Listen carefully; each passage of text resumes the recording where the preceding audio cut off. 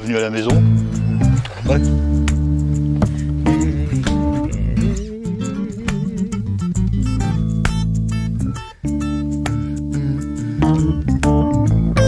Et c'est un chat, parce que c'est un chat qui joue, vu que c'est un chat luthier, quoi. À la base, oui, je suis musicien. Quand j'étais tout petit, je faisais du piano. J'ai appris à marcher en me tenant sur un clavier de piano, celui qui était à la maison chez mes parents.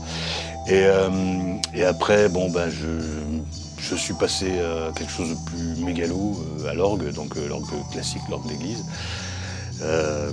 Et ça a duré un certain temps.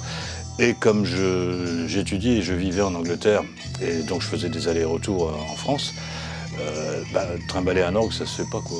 Bon. Et donc, je me suis mis accidentellement à la guitare, comme ça. Et suite à ça, il y a eu un premier groupe qui a bien tourné, et puis ensuite, j'ai fonctionné avec un second. Et alors, on a appelé ça du baroque, parce qu'on faisait du rock, mais par exemple, sur scène, on avait un clavecin.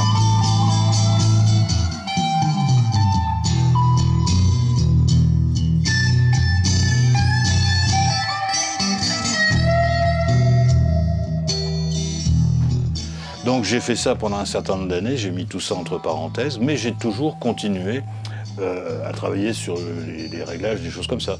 Et il y a que maintenant, depuis peu, où je me suis complètement recentré ces dernières années, et où je fabrique vraiment à outrance, si j'ose dire, quoi.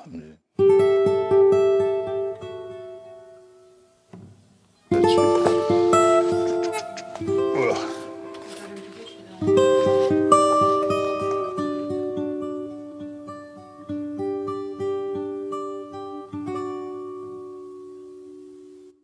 Donc voilà, alors le son des savoir-faire, c'est simple, on prend un artisan au hasard, on peut même prendre des métiers, par exemple ça vient de chez un meunier, c'est un morceau de moulin à vent, qui a été transformé en instrument à 2 cordes. Ça c'est celle qui a donné un peu le coup d'envoi, c'était en 2008, et donc je faisais des photos pour un ami sculpteur, et notamment il était en train de refaire un rétable du XIIe siècle, et sur ce rétable il y avait un lion des Flandres. Bon. Et j'ai trouvé ça amusant et je lui ai dit c'est marrant, si tu lui rallonges une patte, tu mets des cordes, ça fait une guitare. Donc au début, on a rigolé, puis c'est tout, quoi. Mais 6 mois après, elle était là, elle existait. Alors voilà, donc ça a été en fait, disons la première, mais il n'y avait pas d'intention de continuer du tout dans ce style-là. Hein. Mais un beau jour, je me suis dit, mais tiens, je connais un vannier. Alors j'ai été voir le vannier et puis je lui ai dit, on va faire une guitare.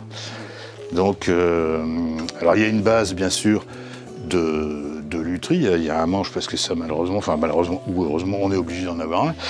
Et puis après derrière, toute la caisse en fait c'est une armature en osier. Alors là c'est un maréchal Ferrand, en l'occurrence mon fils, que j'ai dévoyé. Et donc ça ce sont des fers qui équipent les Shire, ce sont les chevaux de la reine en Angleterre. Hein. Donc c'est à peu près la plus grosse taille de fer. Alors le cheval, le garrot, il est à peu près là, quoi. Donc faut un escabeau pour monter dessus. Et donc ça, ça pèse quand même 7,5 kg.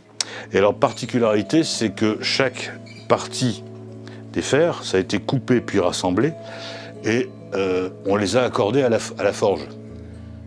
Parce que, exactement comme une cloche, par exemple, hein, le métal peut s'accorder.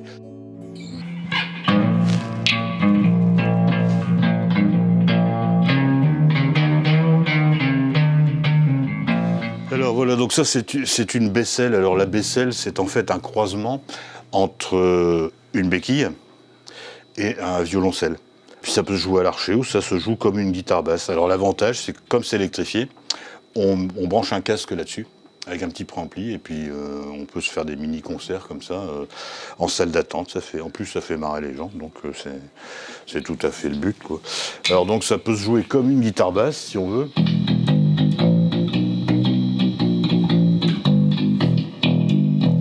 Même muni d'un vibrato, d'ailleurs. Et on peut la jouer à l'archet.